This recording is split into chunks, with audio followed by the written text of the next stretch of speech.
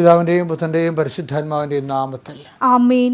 അമ്മേ പരിശുദ്ധമേ, അമ്മേ പരിശുദ്ധമേ, ദൈവമാതാവേ, കൃപാസനത്തിലൂടെ ഞങ്ങൾക്കും ഞങ്ങളുടെ ദേശത്തിനും അമ്മ മധ്യസ്ഥം തേടി തന്ന എല്ലാ അനുഗ്രഹങ്ങൾക്കും കൃപകൾക്കും ഞങ്ങളിപ്പോൾ ഹൃദയം നിറഞ്ഞ നന്ദി പറയുന്നു. അമ്മേ പരിശുദ്ധമേ, ദൈവമാതാവേ, 2004 ഡിസംബർ 7 ഉച്ചകഴിഞ്ഞ് 2:30 കൃപാസനത്തിൽ സംഭവിച്ച അമ്മയുടെ പ്രത്യക്ഷപ്പെടലിനെ കുറിച്ച് തിരുസഭയ്ക്ക് സമർപ്പിച്ചിരിക്കുന്ന പഠനരേഖകളുടെ സഭാത്മകമായ പഠനം ആരംഭിക്കുവാൻ ഞങ്ങൾ അങ്ങയോട് താഴ്മയോടെ പ്രാർത്ഥിക്കുന്നു. അമ്മേ പരിശുദ്ധമേ, ഭൂസ്വർലോകങ്ങളുടെ രാജ്ഞിയായ അങ്ങേയ്ക്ക് ഭൗമസംരക്ഷണത്തിനായി പ്രപഞ്ച പ്രകൃതിയെ തന്നെ തിരുസഭ പ്രതിഷ്ഠിക്കുവാൻ ഈ പ്രത്യക്ഷീകരണം വഴി ഇടയാക്കണമേ. പരിശുദ്ധമേ, ജപമാല മാതാവേ, സകല കൃപാസനം പ്രാർത്ഥനകളോട് ചേർത്ത് ഞങ്ങളിപ്പോൾ പ്രാർത്ഥിക്കുന്ന ഈ കുടുംബത്തിന്റെ പ്രത്യേക നിയോഗം പരമക്കളെ.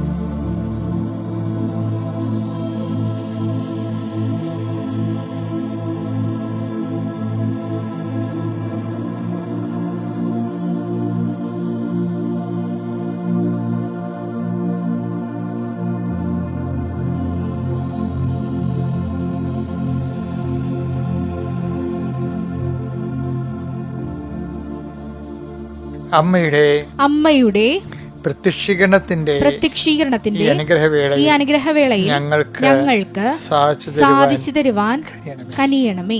ആമേൻ. വിശ്വാസ പ്രമാണം. സർവശക്തനായ പിതാവും ആകാശത്തിന്റെയും ഭൂമിയുടെയും സൃഷ്ടാവുമായ ദൈവത്തിൽ ഞാൻ വിശ്വസിക്കുന്നു. അവിടുത്തെ ഏകപുത്രനും ഞങ്ങളുടെ കർത്താവുമായ ഈശോ മിശിഹായിലും ഞാൻ വിശ്വസിക്കുന്നു. ഈ പുത്രൻ പരിശുദ്ധാത്മാവിനാൽ ഗർഭസ്ഥനായി കന്യകാമറിയത്തിൽ നിന്ന് പിറന്ന് പൊന്തിയോസ് പീലാത്തോസിന്റെ കാലത്ത് പീഡകൾ സഹിച്ച് കുരിശിൽ തറയ്ക്കപ്പെട്ട് മരിച്ച് അടക്കപ്പെട്ട് പാതാളങ്ങളിൽ ഇറങ്ങി മരിച്ചവരുടെ ഇടയിൽ നിന്ന് 3-ാം നാൾ ഉയർത്ത് സ്വർഗത്തിലേക്ക് എഴുന്നള്ളി സർവശക്തിയുള്ള പിതാവായ ദൈവത്തിന്റെ വലതുഭാഗത്തിരിക്കുന്നു. അവിടെ നിന്ന് ജീവിക്കുന്നവരെയും മരിച്ചവരെയും വിധിക്കുവാൻ വരുമെന്നും ഞാൻ വിശ്വസിക്കുന്നു. പരിശുദ്ധാത്മാവിലും ഞാൻ വിശ്വസിക്കുന്നു. വിശുദ്ധ കത്തോലിക്കാ സഭയിലും പുണ്യവാന്മാരുടെ ഐക്യത്തിലും പാപങ്ങളുടെ മോചനത്തിലും ശരീരത്തിന്റെ ഉയർപ്പിലും നിത്യമായ ജീവിതത്തിലും ഞാൻ വിശ്വസിക്കുന്നു. ആമേൻ. സുഖസ്ഥനായ ഞങ്ങളുടെ പിതാവേ, അങ്ങയുടെ നാമം പൂജിതമാകണമേ. അങ്ങയുടെ രാജ്യം വരണമേ. അങ്ങയുടെ തിരുമനസ് സ്വർഗത്തിലെ പോലെ ഭൂമിയിലും ആകണമേ. അന്നു വേണ്ടുന്ന ആഹാരം ഇന്ന് ഞങ്ങൾക്ക് തരണമേ. ഞങ്ങളോട് തെറ്റ് ചെയ്യുന്നവരോട് ഞങ്ങൾ ക്ഷമിക്കുന്നത് പോലെ ഞങ്ങളുടെ തെറ്റുകൾ ഞങ്ങളോടും ക്ഷമിക്കണമേ. ഞങ്ങളെ പ്രലോഭനത്തിൽ ഉൾപ്പെടുത്തരുതേ, തിന്മയിൽ ഞങ്ങൾ രക്ഷിക്കണമേ. ആമേൻ. കർത്താവ് അങ്ങയുടെ കൂടെ സ്ത്രീകളിൽ അങ്ങ് അനുഗ്രഹിക്കപ്പെട്ടവളാകുന്നു. അങ്ങയുടെ ഉദരത്തിൻ ഫലമായി ഈശോ അനുഗ്രഹിക്കപ്പെട്ടവനാകുന്നു. പരിശുദ്ധ മറിയമേ, തമ്പുരാന്റെ അമ്മേ, പാപികളായ ഞങ്ങൾക്ക് വേണ്ടി ഇപ്പോഴും ഞങ്ങളുടെ മരണസമയത്തും തമ്പുരാനോട് അപേക്ഷിക്കണമേ. ആമേൻ. എൻ്റെ പ്രിയപ്പെട്ടവർ, ഇന്ന് 24-ാം തീയതി തിങ്കളാഴ്ചയാണ്. കർത്താവ് നിന്റെ ഉന്നതമായ നാമത്തിന് സ്വസ്ഥം ചെയ്യുന്നു. കർത്താവ് നിന്റെ വിശുദ്ധ പൗരോഹിത്യത്തെ മഹത്വപ്പെടുത്തണമെന്ന് പ്രാർത്ഥിക്കുന്നു. കർത്താവ് സഭയിലുള്ള സാന്നിധ്യം പ്രകടമാക്കണമേ. എപ്പോഴും പ്രാർത്ഥിക്കുന്ന പോലെ ഞാൻ അങ്ങയുടെ പ്രാർത്ഥിക്കുന്നത് 39 കൊല്ലം ഞാൻ അർപ്പിച്ച കൃപാനയുടെ യോഗ്യതയാൽ കൃപാസനത്താറെ ജീവനോടെ പ്രത്യക്ഷപ്പെട്ട പരിശുദ്ധ അമ്മയുടെ മാധ്യസ്ഥൻ കൃപാസനത്താറെ നടന്ന 10,000-കണക്കിന് ആരാധനയുടെ ശക്തിയാൽ ഈ മാർച്ച് 24-ാം തീയതി തിങ്കളാഴ്ച ഇന്ന് പുതിയൊരു ദിവസമാണ്.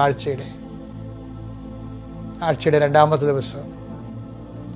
മനുഷ്യന്മാരെല്ലാം അവരുടെ ജീവിത യാപനങ്ങൾക്ക് വേണ്ടി സഞ്ചരിക്കുന്ന ദിവസം, ഓഫീസിൽ പോകുന്ന ദിവസം, കുട്ടികൾ പരീക്ഷയ്ക്ക് പോകുന്ന ദിവസം, എല്ലാം വളരെ പ്രതീക്ഷയുടെ കർത്താവ് ഈ ആഴ്ച ശുഭമാക്കണമേ എന്ന് ഓർത്തുകൊണ്ട് യാചിച്ച് പ്രാർത്ഥിച്ചു പോകുന്ന മനുഷ്യരെ, ദൂരയാത്രയ്ക്ക് പോകുന്നവരെ ആസ്വദിക്കുന്നു.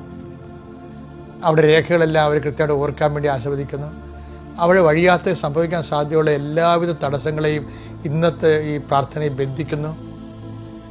കർത്താവെ, ഭവനരഹിതരെ വീണ്ടും വീണ്ടും മനസ്സിൽ ഓർക്കുന്നു. കർത്താവെ, വർഷങ്ങളായിട്ട് ഗവൺമെൻറ്റിൽ പല പല കാര്യങ്ങളിൽ അപേക്ഷ വെച്ചിട്ട് ഒരു തീർപ്പും കിട്ടാത്തവരുണ്ട്. ഈശോയെ, ഹൗസ് ലോൺ കിട്ടാത്തവർ, വീടിന് കർത്താവ് റവന്യൂ ഡിപ്പാർട്ട്മെൻറ്റിൽ നിന്ന് നോ ഒബ്ജക്ഷൻ സർട്ടിഫിക്കറ്റ് കിട്ടാത്തവർ, കർത്താവ് ഓരോരോ കാര്യങ്ങൾക്ക് നമ്മൾക്ക് റിപ്ലൈ വരാത്തവർ,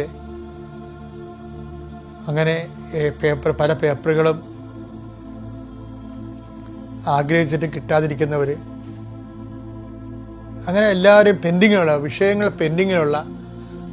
വിഷയങ്ങളെല്ലാം സമർപ്പിച്ച് പ്രാർത്ഥിക്കുന്ന കർത്താവേ, അതെല്ലാം ഈ ആഴ്ച സമയബന്ധിതമായിട്ട് സമയത്തിൻ്റെ അധികാരി സഞ്ചാരി മാതാവ് കൃപാസനത്തിൻ്റെ അമ്മ നിങ്ങളെ സഹായിക്കുകയും സന്ധിക്കുകയും ചെയ്യട്ടെ. കർത്താവിൻ്റെ ഉന്നതമായ നാമത്തിന് സ്വസ്ഥം ചെയ്യുന്ന കർത്താവേ, വഴക്കുള്ള കുടുംബങ്ങൾ, കേസ് കോടതി നിലനിൽക്കുന്നവർ, കേസ് തള്ളിപ്പോണമെന്ന് ആഗ്രഹിക്കുന്നവർ, നീതി നടക്കാൻ വേണ്ടി ആഗ്രഹിക്കുന്നവർ, കർത്താവ് എല്ലാം നിൻ്റെ തിരുമനസ്സനുസരിച്ച് നിറവേറാൻ, സ്കാല വിളംബം നിറവേറാൻ എത്ര വേഗം നിറവേറിയാക്കണം പ്രാർത്ഥിക്കുന്നു. കർത്താവ് ജീവിതത്തിൽ അവർക്ക് ആവശ്യമായ സമയത്ത് ആവശ്യമായ അനുഗ്രഹം കിട്ടായ്ക മൂലം പ്രാർത്ഥിക്കാൻ പോലും തോന്നാതെ, പണ്ട് നല്ലവണ്ണം പ്രാർത്ഥിച്ചിരുന്ന മക്കളാണ്, ഇപ്പോൾ പ്രാർത്ഥിക്കാൻ തോന്നണില്ല, അവർ മടിഞ്ഞിരിക്കുന്നു, മനസ്സ് മടുത്തിരിക്കുന്നു. അങ്ങനെയുള്ളവരെ നീ സന്ധിക്കണം പ്രാർത്ഥിക്കുന്നു. യാത്രയ്ക്കുള്ളവരെ സംബന്ധിച്ച് പ്രാർത്ഥിക്കുന്നു. സംരംഭങ്ങൾ തുടങ്ങുന്നതിനെ സംബന്ധിച്ച് പ്രാർത്ഥിക്കുന്നു. ഉദ്യമങ്ങൾ ചെയ്യുന്നവരെ സംബന്ധിച്ച് പ്രാർത്ഥിക്കുന്നു. അത് പൂർത്തിയാക്കിയിട്ട് കർത്താവ് സെയിൽ ചെയ്യാൻ ഉദ്ദേശിക്കുന്നവരെ, തങ്ങളുടെ ഉൽപ്പന്നങ്ങൾ വിറ്റഴിക്കാൻ വേണ്ടി പുറത്തോട്ട് ആ വസ്തുക്കളുമായിട്ട് പോകുന്നവരെ സംബന്ധിച്ച് പ്രാർത്ഥിക്കുന്നു. സ്ഥലങ്ങൾ വിൽക്കുന്നവരെയും സ്ഥലങ്ങൾ വാങ്ങുന്നവരെയും അതിനുവേണ്ടി ശ്രമിക്കുന്നവർ, അവരെല്ലാം കർത്താവ് അവരുടെ യാത്രകൾ ശുഭമാക്കണം പ്രാർത്ഥിക്കുന്നു. കർത്താവ് ചില കേസുകൾ പറഞ്ഞു തീർക്കാനും ചില ഭവനങ്ങളിൽ നിന്ന് ഒത്തുതീർപ്പിന് വേണ്ടി ശ്രമിക്കുന്നവർ, ആ ഒത്തുതീർപ്പ് ശ്രമങ്ങൾ വിജയകരമാകാൻ വേണ്ടിയും സമാധാനം സ്ഥാപിക്കാൻ വേണ്ടി പ്രാർത്ഥിക്കുന്നു. എൻ്റെ കർത്താവിൻ്റെ ഉന്നതമായ നാമത്തിൽ, സഭയുടെ അധികാരത്തിൽ, കുരിശിൻ്റെ അടയാളത്തിൽ, ദൈവശക്തിയാൽ ഏതെല്ലാം വിഷയങ്ങൾക്ക് വേണ്ടി മക്കൾ വേദനിക്കുന്നുവോ, വിഷമിക്കുന്നുവോ, വെന്തുനീറുന്നുവോ, ആ മേഖലയെല്ലാം കർത്താവിൻ്റെ കരുണ ചൊരിയുകയും നീ വീണ്ടെടുക്കുകയും ചെയ്യട്ടെ.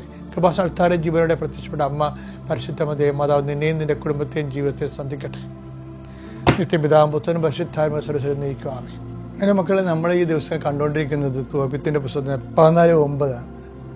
അതിലെ പ്രധാന പ്രമേയം എന്ന് പറയുന്നത് നീതിയേക്കാൾ വലുതാണ് കരുണയെന്നുള്ളതാണ്. പക്ഷെ പലപ്പോഴും നമ്മൾ നീതിയിലാണ് സന്തോഷിക്കുന്നത്, കരുണയിൽ നമുക്ക് സന്തോഷമില്ല. കരുണയുടെ വർഷം കഴിഞ്ഞെങ്കിലും കരുണ കാണിക്കുമ്പോൾ നീതി നമ്മൾ നിറവേറ്റുമ്പോൾ നമുക്ക് സന്തോഷം തോന്നാറുണ്ട്.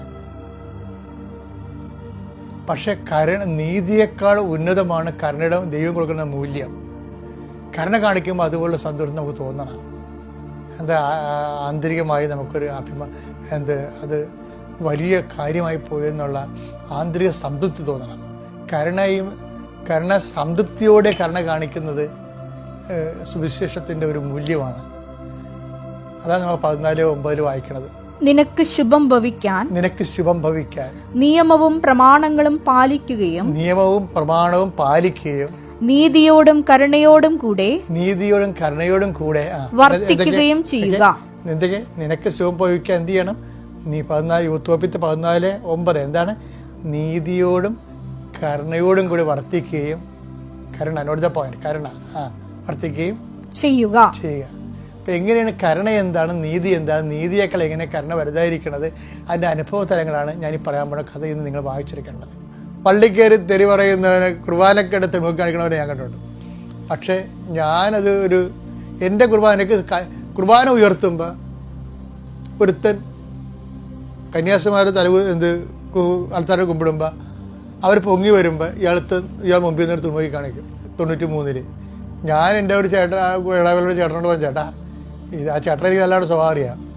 ചേട്ടാ ഇതാണ് പ്രശ്നം, ഈ കന്യാസിമാർ എപ്പോഴും കുർബാന ഉയർത്തുന്ന സമയത്ത് അവർ കുമ്പിട്ട് പൊങ്ങുമ്പോൾ ഇയാൾ നോക്കി കാണിക്കണം. പള്ളിയിൽ നിന്നുണ്ട്, പള്ളിയിൽ നല്ല സമയമല്ലേ, ആള് പ്രാന്തനാണ്, ഇത് പറഞ്ഞൊരു കാര്യമില്ല. പക്ഷേ ഞാൻ ഈ ചേട്ടനോട് പറഞ്ഞതിന് ശേഷം ഞാനത് മറന്നുപോയി. അപ്പോൾ ചേട്ടൻ എന്നാ ചെയ്യുന്നറിയോ, എന്നോട് പറഞ്ഞ് അന്ന് തന്നെ പറഞ്ഞായിരുന്നു, അച്ഛൻ വിട്ടല്ലെന്ന് ചോദിച്ച്. ഞാൻ വിട്ടെന്ന് പറഞ്ഞു. കാര്യം ഇത് വൃത്തികെട്ട പരിപാടിയല്ലേ ഇത്. ഇവിടെ വെച്ച് ഞാൻ പുള്ളിയുടെ പൂർണ്ണ ഉത്തരവാദിത്തം കൊടുത്താന്നാണ് ചോദിച്ചത്. ഒരു ദിവസം ഞാൻ കുർബാന അർപ്പിച്ചിരിക്കുന്ന സമയത്ത് 2-3 ആഴ്ച കഴിഞ്ഞെന്ന് തോന്നുന്നു, പട്ടേ എന്നൊരു സ്വരം, ഭയങ്കര കാറല്, ഒരു മനുഷ്യൻ ചാടി വീണ് പുറത്തോട്ട് വീണ് ഓടിപ്പോണ കണ്ടത്. എന്താ വെച്ച് കഴിഞ്ഞാൽ ഈ ഒരു പേരവടി വെട്ടിയിട്ട് ഇയാൾ ഈ തുറമുഖി കാണിക്കുന്ന ആൾ കന്യാസ്ത്രീ ഞാൻ പറഞ്ഞ കക്ഷി അവിടെ പോയി വടിയുമായിട്ട് അറിയാതെ അവിടെ താമസിക്കുക. അവിടെ ഇപ്പം കുർബാന കൂടിക്കൊണ്ടിരിക്കുന്ന 10 കൂടെ ഇവൻ ഇത് താക്ക നോക്കിക്കുന്നു. ഇവൻ കുർബാനയുടെ ഇടയിൽ ഈ പരിപാടി കാണിക്കുക, അപ്പം തന്നെ മുതുകത്ത് 2 അടി. അടിപൊളിയായിട്ട് നേട്ടം, മിന്നൽ പിണർ വീടുന്ന അടിയാണ് അടിച്ചത്. അപ്പം എല്ലാവരും പറഞ്ഞു അത് തക്കതായിപ്പോയി, വേണ്ടിയതായി, ചെയ്ത് നന്നായെന്ന് പറഞ്ഞ് ആഘോഷം. പക്ഷേ പ്രോബ്ലം വെച്ച് കഴിഞ്ഞാൽ അത് നീതിയാണെന്ന് നമുക്ക് തോന്നും. പക്ഷേ അവനോട് അല്ലാത്ത രീതിയിൽ ക്ഷമിച്ച് അവനെ പിന്തിരിപ്പിക്കുകയാണെങ്കിൽ അതിന് കരുണയെന്ന് പറയും. കാരണം അവന് പ്രാന്താണല്ല. പക്ഷെ കരുണ ഉൾക്കൊള്ളാൻ നമുക്ക് പറ്റത്തില്ല. ഇപ്പം ഈ കാര്യത്തിൽ നിങ്ങൾക്ക് പറ്റില്ലല്ല, എനിക്കും പറ്റില്ല. അന്ന് അടി കൊണ്ടോ കൃത്യം കൊണ്ട് ഇന്ന് ഞാൻ അതിനെക്കുറിച്ച് പശ്ചാത്താപമുണ്ട്. എന്താ കാര്യം? നീതിയല്ല. എനിക്ക് അന്നിന് അത്രയും ബൈബിൾ അറിയത്തില്ലായിരുന്നു. അവനോട് കാണിക്കേണ്ടിയിരുന്ന കരുണയായിരുന്നു കാണിക്കേണ്ടിയിരുന്നത്. നമ്മുടെ ദൈവം ഇപ്പം ഞാൻ പറഞ്ഞാൽ നിങ്ങൾക്ക് മനസ്സിലാകുന്നില്ലേ? നോൻപ് കാലമാണിത്. ദൈവത്തിനെ സത്യസന്ധമായിട്ട് അന്വേഷിക്കേണ്ട കാലമാണ്. സത്യസന്ധമായിട്ട് അന്വേഷിക്കണം. അപ്പോൾ എല്ലാം കർത്താവ് തന്നെ ശുഭമാക്കി തരും. Praise the Lord.